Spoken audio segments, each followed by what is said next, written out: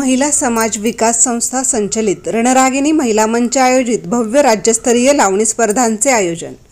महिला समाज विकास संस्था संचलित रणरागिणी महिला मंच यांच्यातर्फे भव्य राज्यस्तरीय लावणी स्पर्धांचे आयोजन नुकतेच करण्यात आले।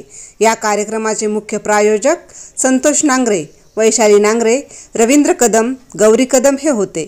कार्यक्रमाचे प्रमुख पाहुणे म्हणून कराड शहर पोलीस उपनिरीक्षक रेखा देशपांडे, मनसे शहर अध्यक्ष सागर बर्गे, यशराज महिला मंच च्या नंदाताई विभूते मॅडम, सामाजिक कार्यकर्त्या शीतल जगताप इत्यादी समावेश मान्यवरांचा यात होता।